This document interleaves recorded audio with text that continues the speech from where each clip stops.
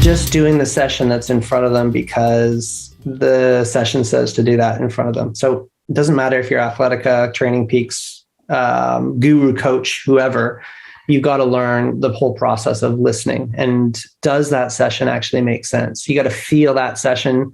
You should try to feel that session before you do it. And then you need to feel that session whilst you're out there as well. And your feel always trumps the session prescription. So that is really important principle. And if you master that concept within you, you're definitely doing yourself a service on preventing yourself from getting injured.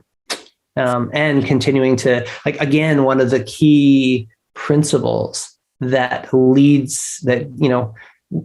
us to Rome, leads the best road to Rome, is the principle of consistency. So if we can, the consistency wins every day of the week, and twice on Sundays. And Alistair said this. Alistair Brownlee was on our Training Science podcast, said the same thing. For whatever reason, he was very good at just protecting his health. You know, ironically, he got, it didn't happen for sub 7, but it's like for the success of his career, successful times of his career, that was really one of the key things, right? Like, it was just, he was always kind of consistent with his training day in, day out, and that makes sense even cellularly as well, because you get this consistent cell signaling that amplifies many of the aerobic adaptations that we want as endurance athletes. So if you've got that little man or woman in your head, and they're good at listening to that session and that feel for that session, man, you're going to be you've got something really special that's going to take you to the next level.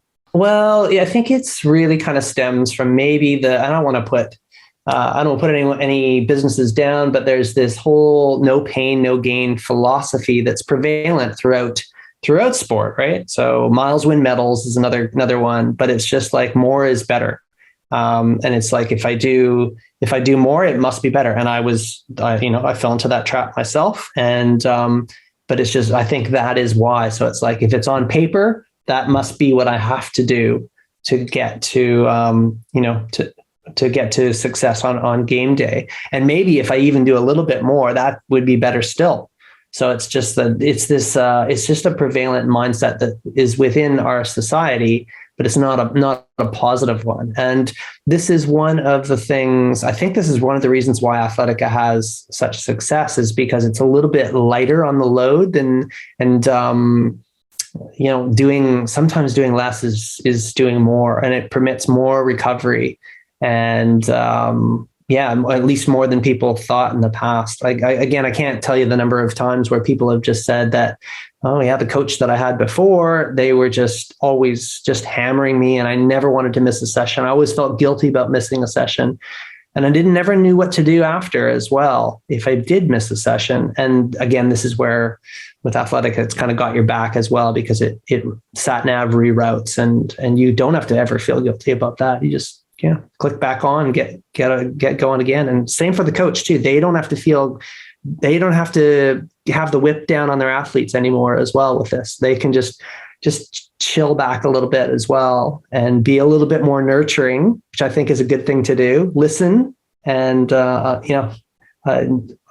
allow the whole process to just kind of happen a little bit more. Hey everyone, it's Professor Paul Laursen here, and I'm stoked to be on the Performance Podcast show. And we're going to talk all about Athletica AI and artificial intelligence. And I don't want you to be scared. I want you to get in there and listen and learn. See you soon.